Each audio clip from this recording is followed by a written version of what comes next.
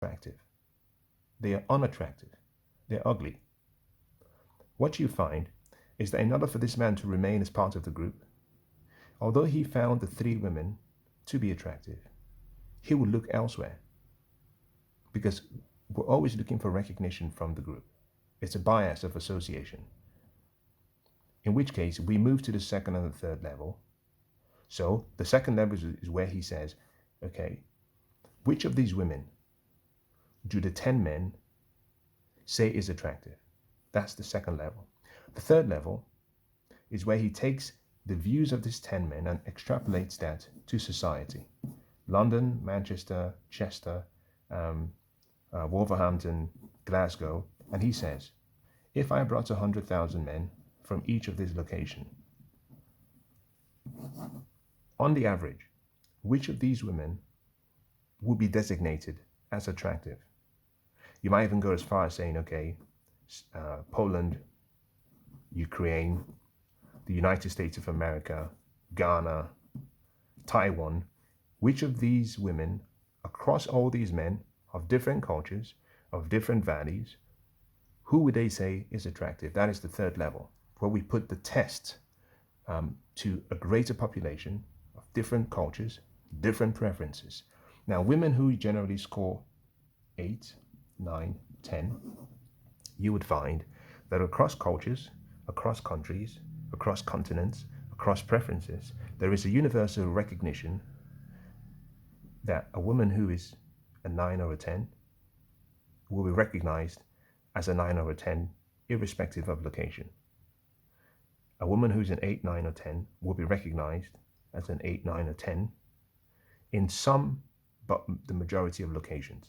So skin color does not have anything to do with beauty. Yes, there are some cultures where a certain tonality of skin is preferred, but generally, if you were to see a beautiful African woman, or a British African woman, or a British Caribbean woman, you would acknowledge. She may not be to your preference, but most men will acknowledge she is attractive.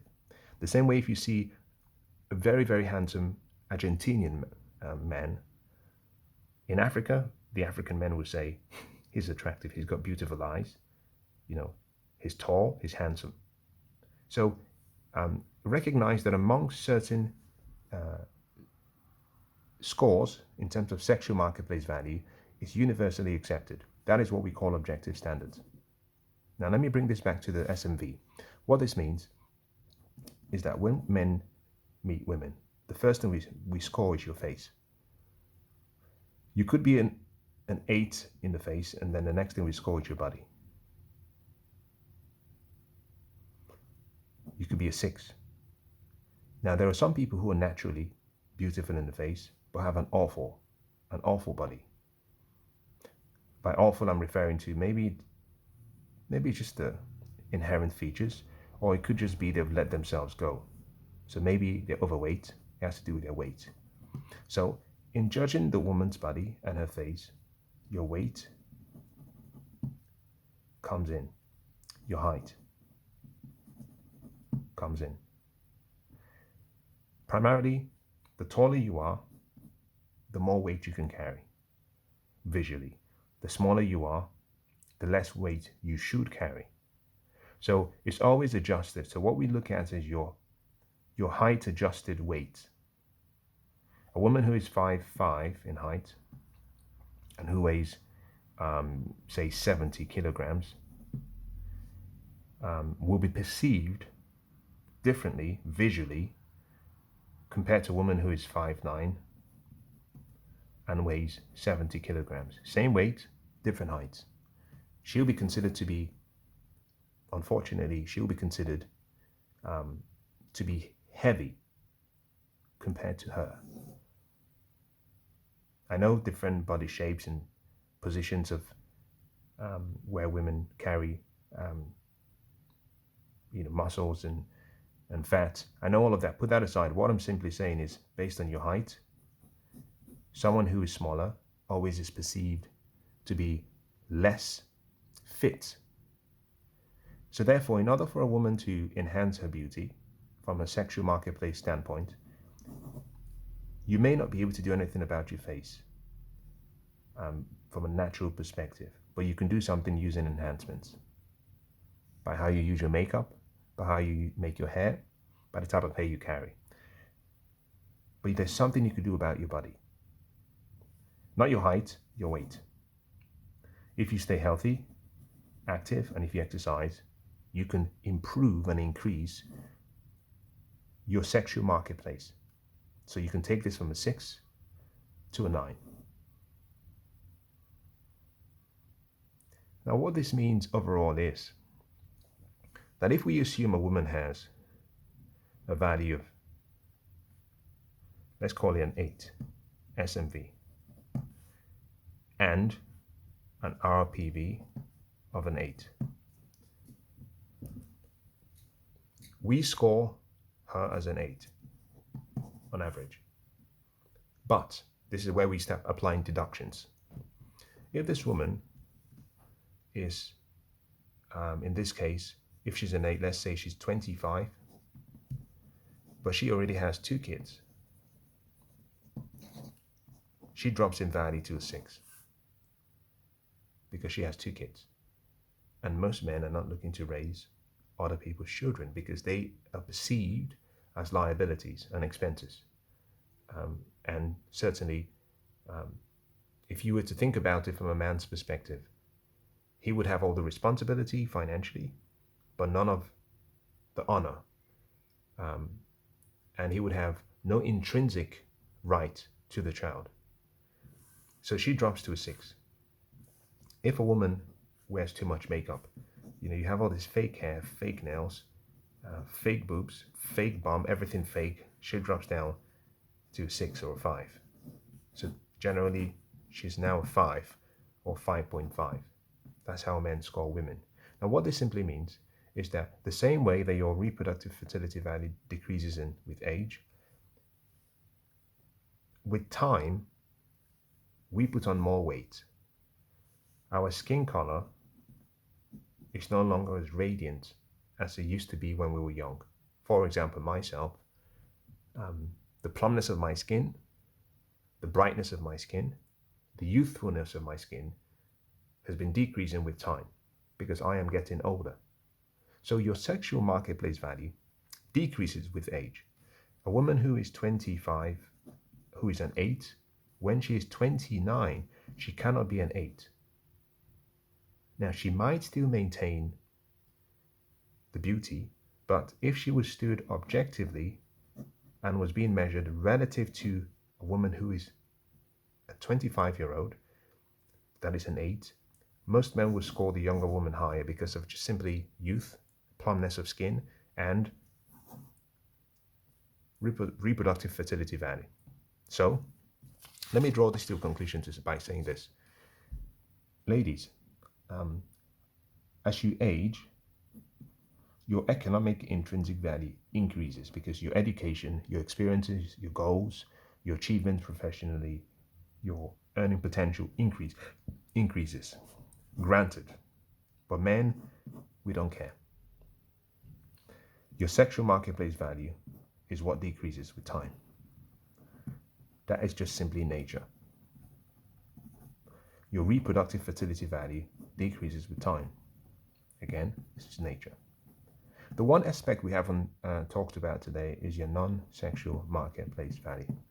I'm going to leave this for another session, but let me explain why in today's society, especially modern dating, why your non-sexual marketplace value is not really considered as important.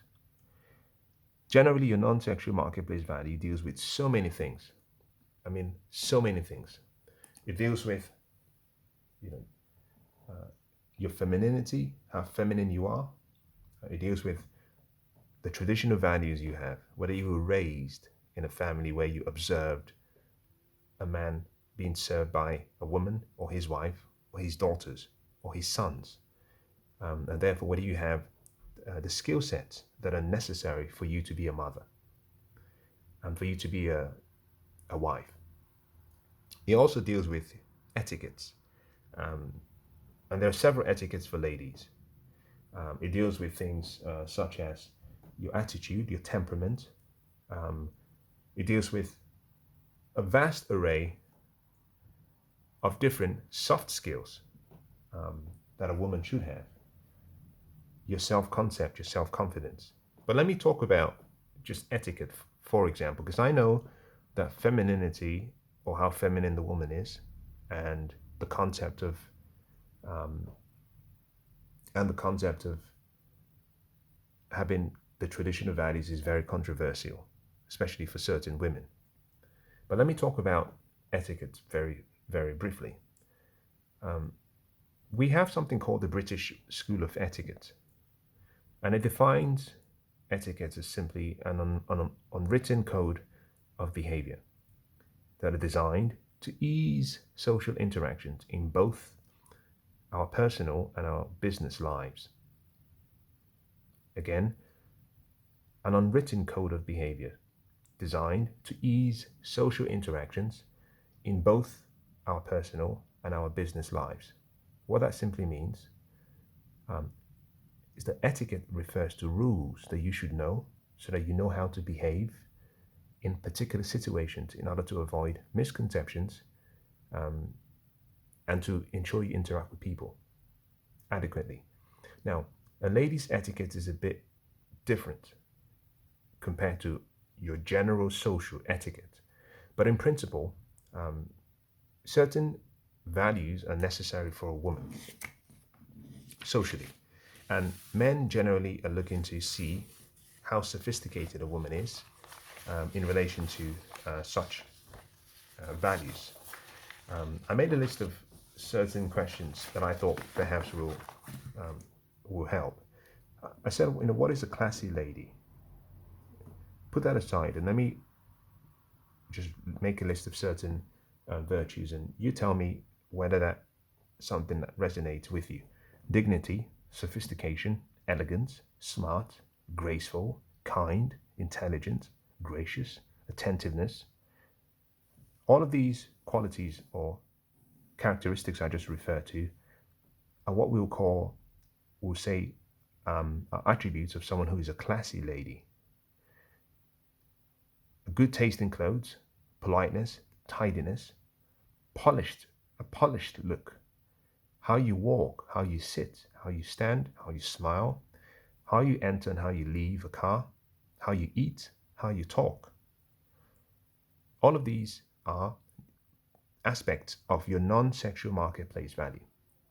But we know that today, in today's society, most ladies are not being taught how to be women and how to be feminine. As a result of this feminism and the feminist movement, women are starting to act like men, unruly, um, acting less well behaved, acting in ways that are not consistent with some of the observations from women of the past. As a matter of fact, this is something quite interesting. If you want to make an observation, a visual observation, as to a woman's social etiquette, if you were to go and look at British videos from, say, the 1940s and 30s and 50s, just before the feminist movement began, certainly before the 1960s, there was something that was remarkable. Without hearing the sound, if a video was playing, you could, by observation, guess, speculate as to whether a woman was British. By the way she walked, sat down, spoke, communicated, her gestures, body language. British women were known for their etiquette. They were known to be women of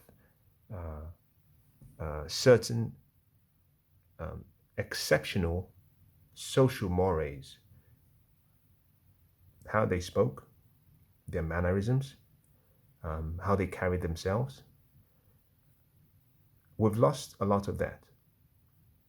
in today's modern environment. And so men, we generally exclude your non-sexual marketplace value completely because most women are not feminine. They haven't been taught how to be feminine. They've been raised by mothers who were feminists and who abhor the idea that a woman should be feminine.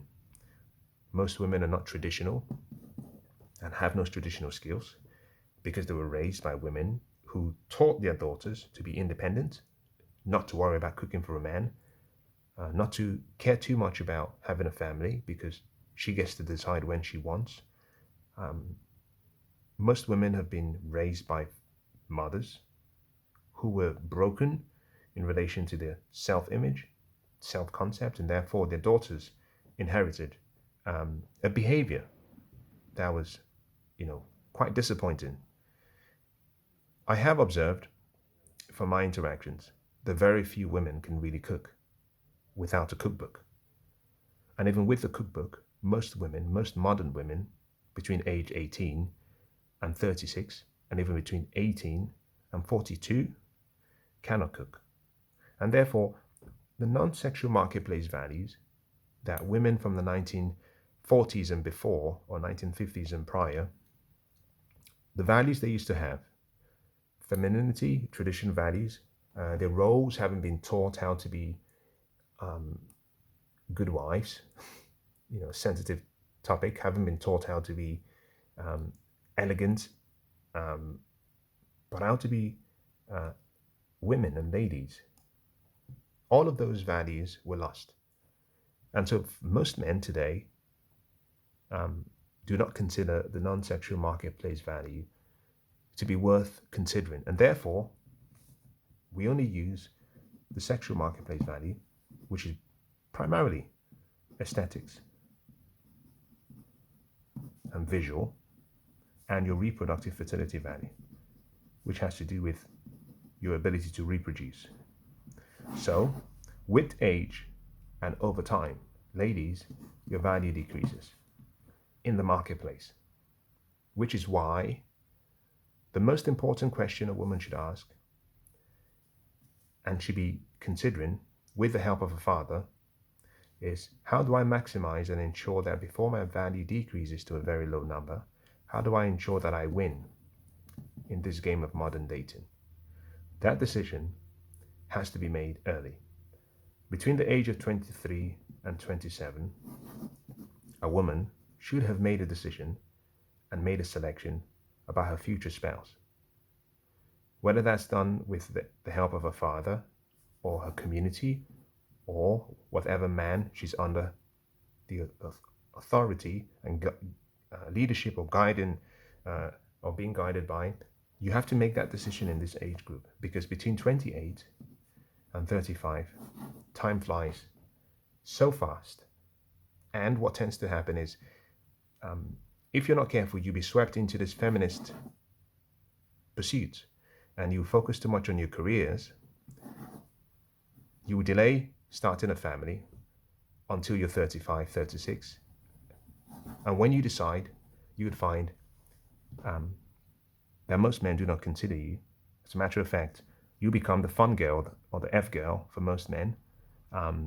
You become desperate, and in your desperation, you make very bad decisions. You'll be used and abused, and eventually, you will settle for someone who you may not have considered appropriate at the age of 25 or 27 for you. But you will rationalize your decision on the basis that the man you're choosing is the right person, without considering that, yes, he may be the right person, but he's the right person because your value is at its lowest. I hope that helps.